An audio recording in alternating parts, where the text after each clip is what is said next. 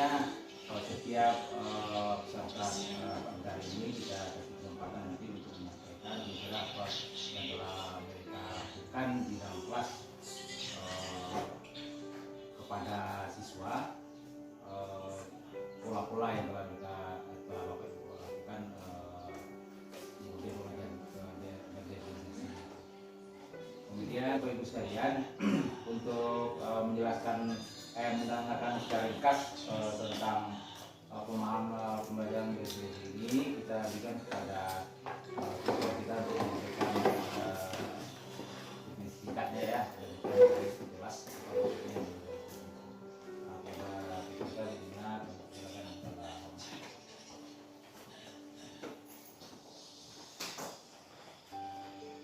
Assalamualaikum warahmatullahi wabarakatuh.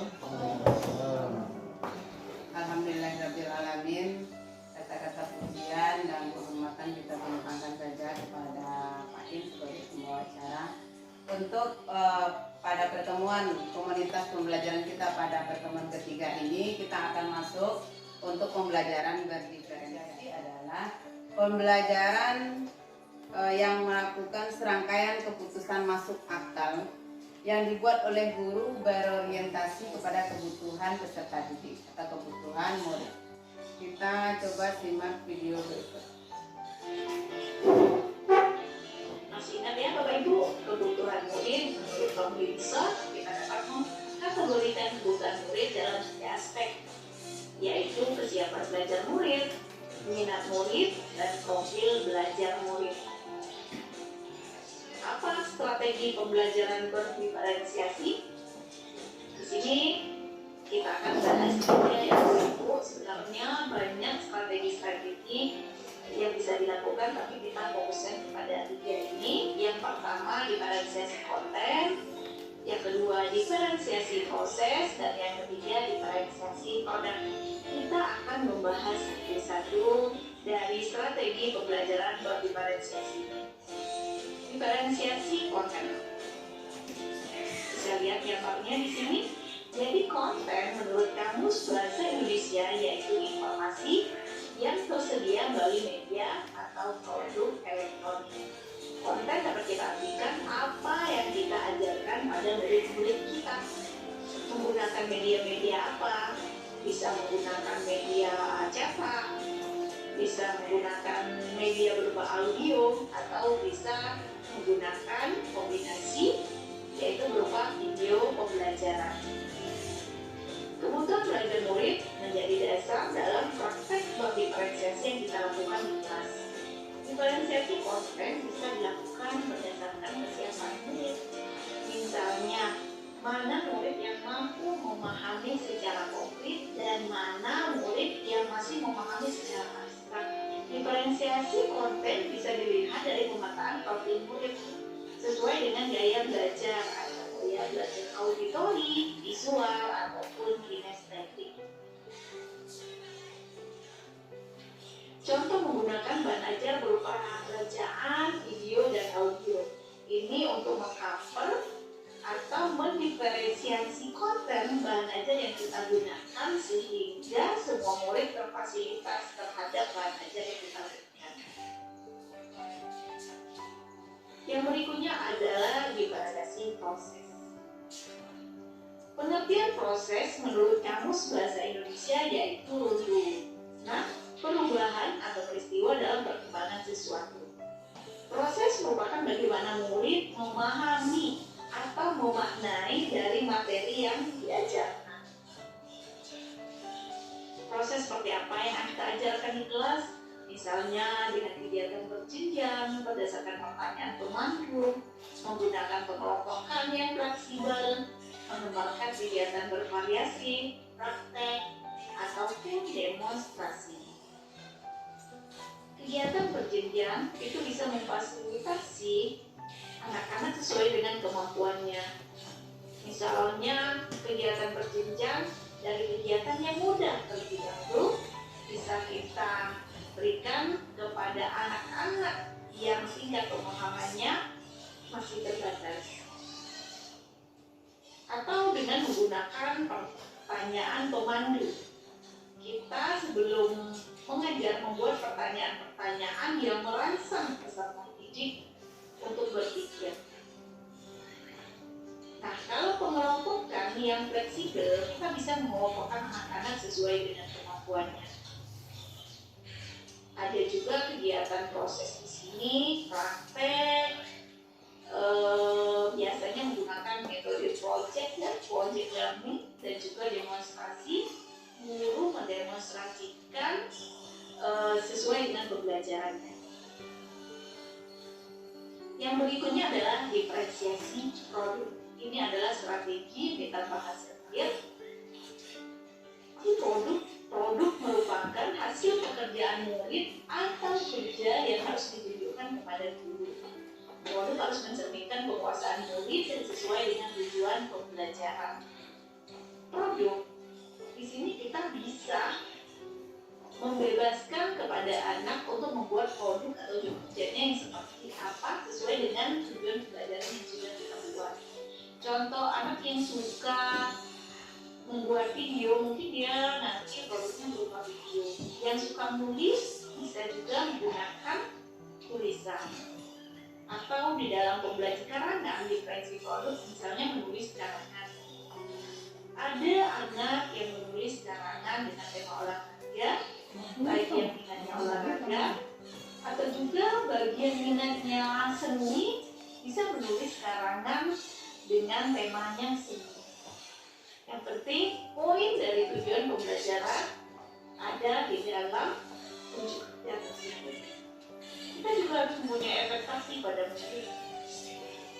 Kita memberikan kualitas pekerjaannya, kan yang harus ada dalam produk tersebut seperti apa, terus bagaimana, harus.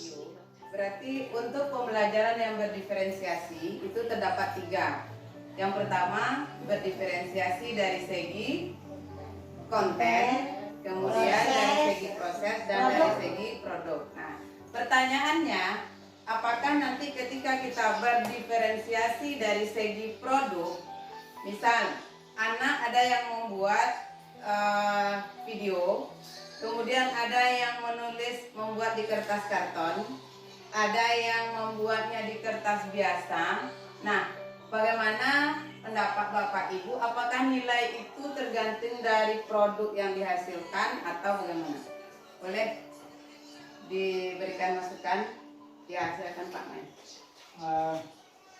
Kalau menurut anak kami tidak tergantung kepada produknya tetapi tergantung pada tujuan dari yang ingin dicapai. Jadi kita membentuk pembelajaran baik itu dia untuk gambar, atau untuk video, atau untuk apa itu mungkin karena selama ini tujuan yang pertama itu disampaikan. Terima kasih Pak Men, betul sekali ya. Untuk hasil kerja produk itu kita tidak melihat kepada apa yang dihasilkan siswa, tetapi tujuan pembelajarannya. Misal kita mengambil tujuan pembelajaran dalam bahasa Indonesia, siswa nanti bisa menggambarkan perasaannya. Nah, apapun boleh dilakukan oleh siswa, mau membuat video kah, mau menulis di kertas kah, mau membuat di kertas karton kah, mau melukis kah, mau bercerita kah, maka nilainya tetap sama. Jadi kita tidak melihat apa produknya, tetapi bagaimana menurut siswa itu dia maunya kemana. Dan kita tidak mempertimbangkan, oh ketika dia membuat video maka pakai IT, ini lebih rumit. Tidak, bagi siswa yang suka membuat video itu akan lebih gampang bagi mereka. Nah, tapi ketika yang rumit itu, siswa yang tidak pandai membuat video, kita suruh membuat video. Dia hanya mampu nanti mengerjakan pada kertas karton saja, menggambarkan perasaannya, dia mau menggambar, melukis. Nah, kemudian kita suruh membuat video, nah itu akan rumit bagi mereka. Nah, jadi itu kuncinya pada penilaian. Produk apapun yang dihasilkan oleh siswa itu nilainya tetap sama, tergantung nanti kita memberikan clue-nya.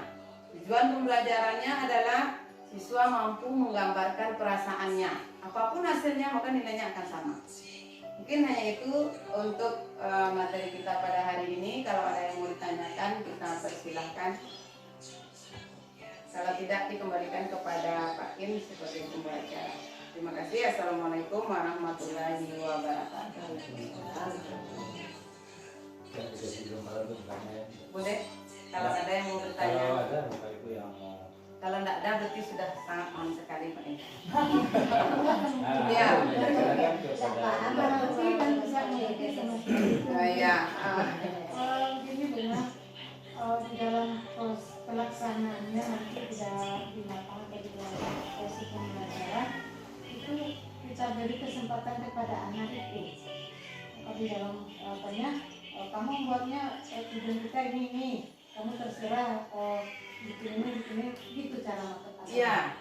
Kita memfasilitasi anak. Nanti kalau ada yang memang suka, kita tujuannya sekarang adalah kita ambil contoh bahasa Indonesia. Nah, kita tujuannya hari ini adalah menggambarkan bagaimana perasaan kamu, berarti mendeskripsikan.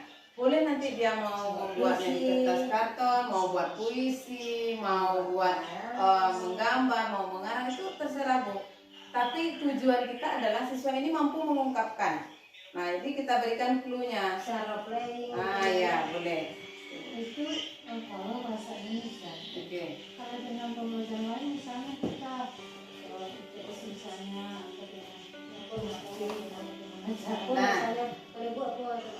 Misal ketika apa materi Ibu IPS misalnya. Perdagangan internasional. Nah, perdagangan internasional. Nah, untuk tujuan perdagangan internasional ini apa tujuan pembelajarannya pada hari itu? Soalnya memahami manfaat. Nah, siswa peserta didik memahami manfaat perdagangan internasional. Bisa saja dia membuat deskripsi melalui video. Dia menjelaskan bahwa perdagangan internasional ini. Nah, dijelaskan melalui sebuah rekaman. Bisa juga dia nanti menulisnya dalam bentuk di kertas karton. Dia menuliskan membuat mappingnya. Nah, perdagangan internasional dibuat ranjinya seperti itu. Ya, dibuat chartnya. Kemudian ada juga yang memang suka menulis, dia akan bercerita perdagangan internasional itu seperti apa. Jadi itu kita serahkan karena mereka. Namun memang kalau seperti ini, kalau dengan video ini caranya, kalau dengan membuat chartnya begini caranya, kalau menulis ingin bercerita saja panjang lebar mengenai perdagangan internasional, nah seperti ini. Jadi itu saja. Itu bisa juga jadi jurnalistik kan? Nah ya, bisa juga dia mau jadi jurnalistik, bertanya, tanya-tanya apa perdagangannya bisa. Oke, Bapak Ibu sekalian kalau masih ada silakan. Saya dari mikroskop, kalau tentunya kalau sedang materi mikroskop. Oh, kalau mikroskop, kalau mikroskop sifatnya kan pak hitung Bu. Jadi didemonstrasikan cara pemakaiannya, nanti dikasih anak setelah itu ya silakan dia membuka Nah, kemudian nanti demonstrasi tadi. buat laporannya. Oh iya silakan Pak Witra. Terima kasih banyak. Jadi menyambung dari apa yang disampaikan oleh Ibu dari tadi, sebenarnya yang disampaikan oleh Bu Rina bahwasanya anak bisa membuat video, membuat chat mapping tadi, baca dan mengarang indah foto tadi kan, itu anaknya luar biasa menurut saya kan. Maka itu kemampuannya bisa diterapkan seorang kita ini. Itu yang pertama. Yang kedua, kalau untuk nanti itu bercerita menurut panjang lebar nanti, apakah anak itu kita minta dia ke perpustakaan atau kita bantu dengan buku bacaan lain, kita ambil kan ini buku beberapa buku atau dikta atau segala macam. Nah ini rujukannya. Nanti setelah dia baca ini ke pustaka baru bisa dia. Tapi kalau kita menyuruh, ini perasaan kita tentang internasional, lalu kita buatnya saja langsung seperti air mengalir. Itu luar biasa menurut saya. Jadi bagaimana teknis-teknisnya supaya itu bisa terlaksana dengan baik. Kiatnya gitu ya. Silakan kepada ini. Terima kasih Pak. Terima kasih Pak Wid. Pertanyaannya sangat panjang Pak.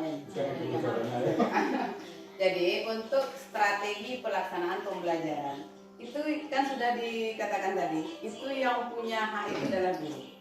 Nah, ketika kita merancang pembelajaran, maka kita memikirkan seandainya siswa disuruh agar tadi kan kita ingin perdagangan internasional. Nah, ketika hanya kita berikan satu buku bacaan, apakah sudah mungkin siswa itu bisa menjelaskan dengan rincinya perdagangan internasional? Oh, menurut kita belum bisa. Kan gurunya punya kompetensi itu dalam bidang itu. Oh, belum bisa. Maka siswa ini butuh buku A, buku B, buku C, ya difasilitasi. Dan itu harus di awal untuk men-setting pembelajaran di kelas. Seluruh guru harus memahami anak itu dia audiokah, gaya belajarnya audiokah, visualkah atau kinestetik.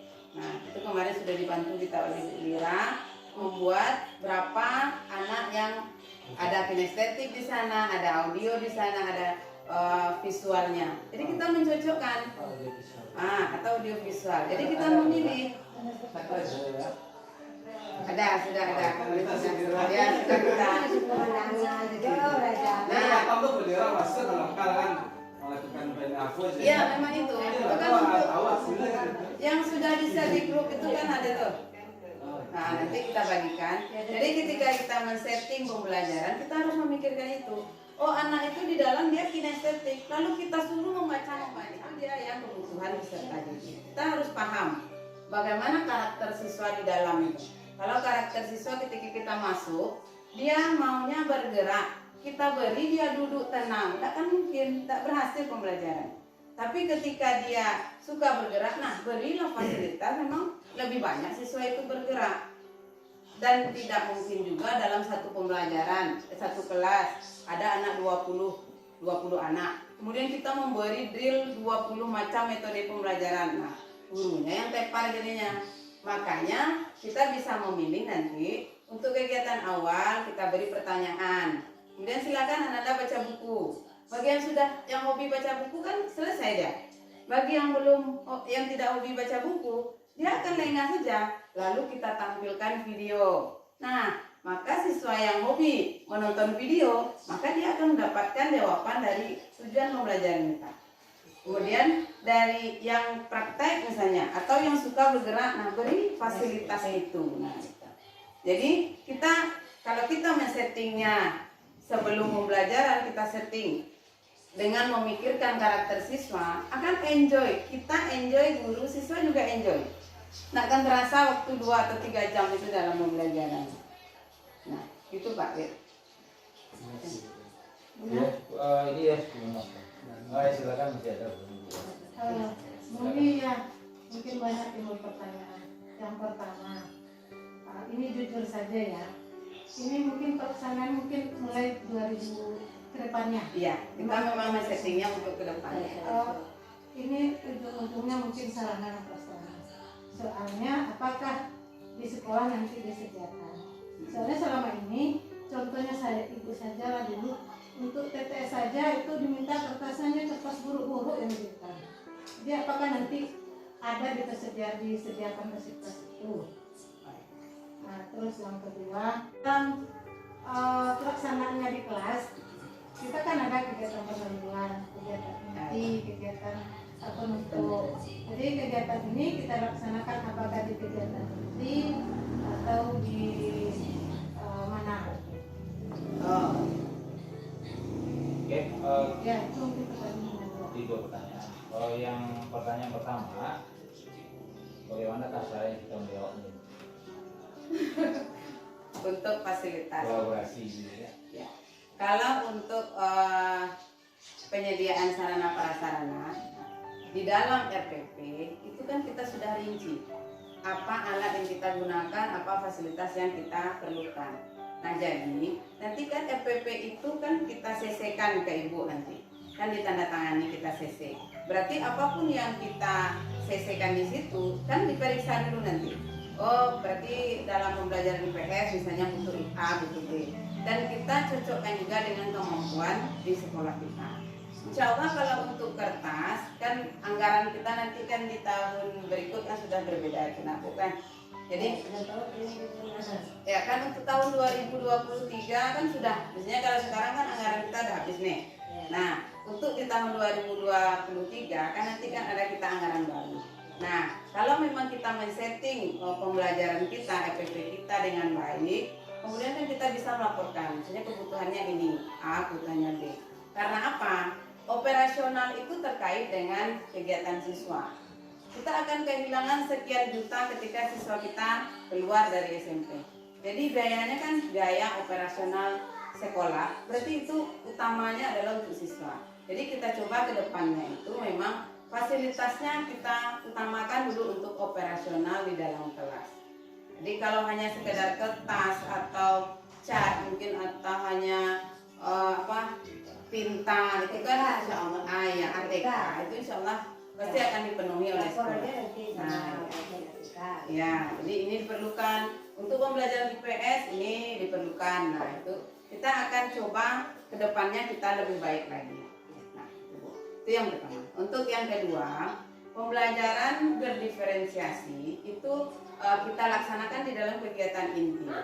Tapi tidak tertutup juga kemungkinan nanti kita diberikan di kegiatan penutup.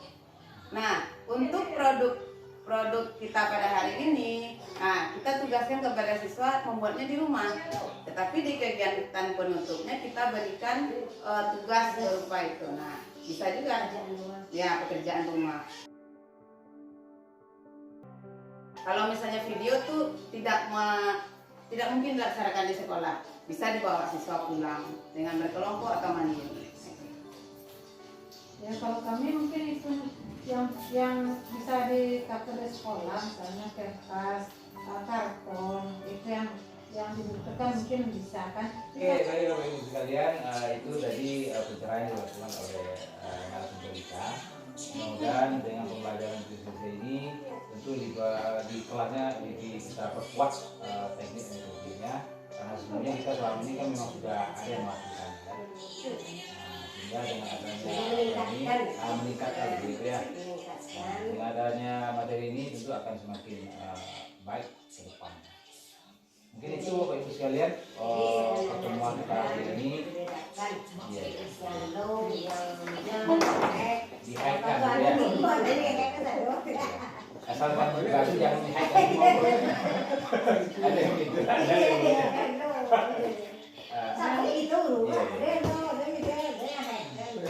Ya baik Ibu sekalian, itu mungkin ya acara pertemuan rapat kali ini. Mudah-mudahan diberkahi oleh Allah SWT, dan kita sangat berterima kasih kepada Tina yang telah menambah ini hari ini. Demikian Ibu, saya sebagai pembicara mengucapkan rasa maaf atas kekurangan dan kekurangan saya, mohon maaf sebelumnya, dan saya ingin meminta hidayah. Assalamualaikum warahmatullahi wabarakatuh.